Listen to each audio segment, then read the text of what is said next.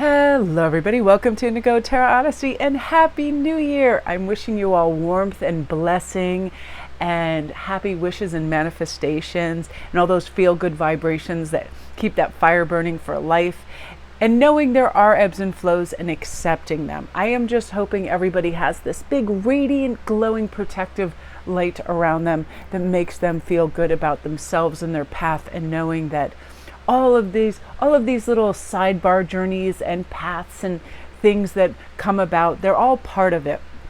It may feel sometimes like there's some stagnancy, but what we need to do is just push through that and say, okay, sometimes a little bit of that doom and gloom will try to show up at our door. Are we going to open the door and welcome it in? Or are we going to say, no, thank you?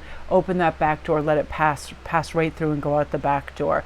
Open those windows and let the sunlight and the warmth and the enthusiasm for our life and who we are and the gratitude really shine through. So I got some lovely gold and Herkimer diamonds to imbue this reading with abundance, a feeling of abundance and richness and glowing warmth for the future for everybody. That is my hope and my wish.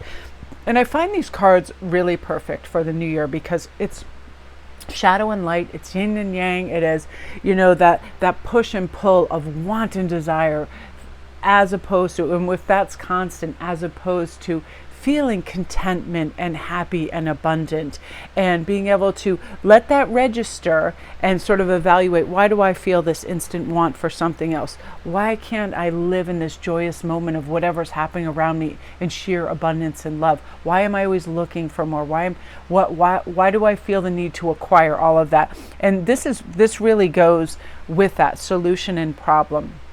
If we think something is a problem, that's quickly enough, right?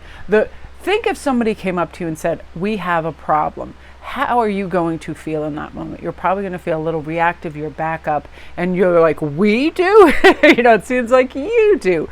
It's the word problem itself has so many complexities that it seems like it's something that we need to solve. So I've talked about this before, of seeing problems as projects.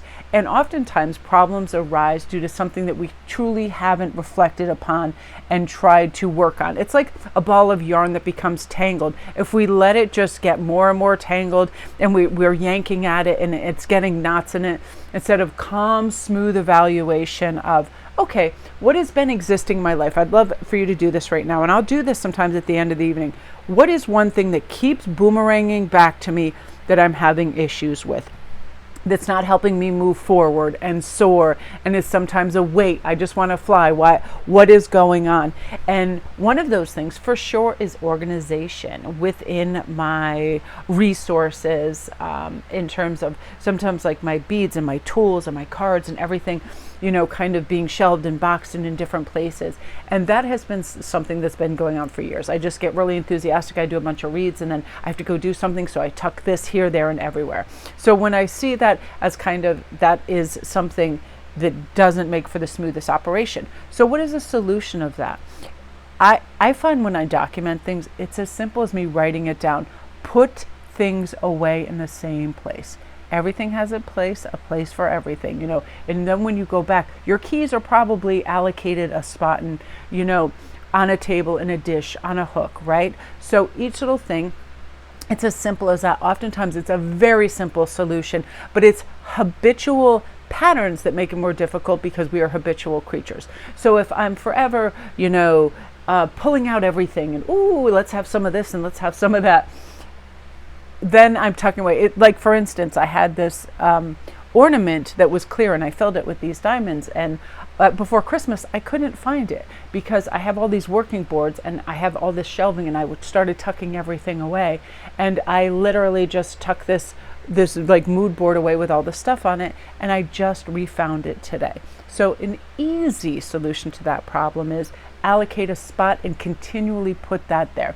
So really identifying really is the first thing. So what do you identify as problematic in your life? It could also be your diet. If you're opening your refrigerator and the first thing you see is cheesecake and ribs and all of these things, you're not going to be, ooh, where's that lettuce at? Where's that kimchi at? You know what I mean? It's like we have to supply ourselves with the resources that help us on the road to success. and not put barricades and blockades in front of ourselves with that, which brings us to shadow and light, one of my favorite cards and one of my favorite sort of like things to ponder in life. We all have the shadow side and the light side. Our ego and our sometimes ingrained habitual patterns that are things that we just take on board as like sacrosanct because we heard it since we were young. I feel like a lot of prejudices are taken on board when between like years 1 to 10 we hear a grandfather or a dad or an uncle or an aunt or somebody say something about a different culture, about a different religion, about something. And if we hear this endlessly and we don't question it and investigate and look into it, can become a belief that it's not even our own, but it's so ingrained in us and we never question it. In the deep south, there's a lot of this. In little areas where it's generation after generation after generation stay put in one little area, they're taught the same things over and over. And there's, it's not a worldly look at things. It's a little tiny communal look at things. So that's sort of shadow and light. It's like we have two communities in us. One is traveled and seen and experienced and has empathy and love and compassion for all these cultures and all these religions and all these races. And the shadow is the tiny person that lives in a cave with all its ancestors all telling them the same things, all we're the best and nobody, nobody's as good as so on and so forth. So it's like, let's go out and expand. I feel like as soon as we expand knowledge brings us to higher reasoning, brings us to understanding, brings us to compassion, all of that. Again, learning is earning.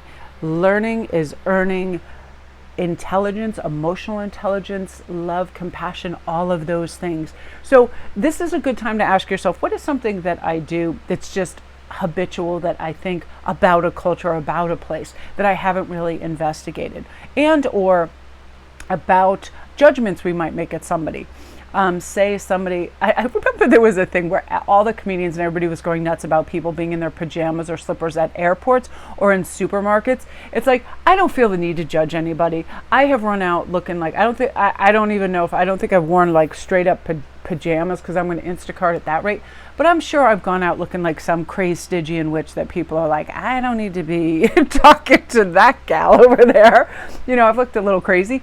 So it's like, I don't feel the need to judge or criticize, but there was like this big push on that. And I feel like that can definitely be the shadow side that makes us like feel egoly better about who we are and how we live if we can condemn somebody else for how they dress, how they behave, whatever. But when we really take a look at it, we've been in places where we wanted compassion and understanding and not had somebody judge us or shoot us that, hairy eyeball for just being alive and doing our own thing, just that gentility and that warmth that should come with that. So I apply this to things where I do become reactive, like in my car. I'm not a fan of berserkers driving and honking and being nuts. That's the one place where I have like this inner rage and I have to like take a deep breath and go, again, perhaps they're feeling unwell. Perhaps they work 3 jobs and they're on their way to their 3rd job.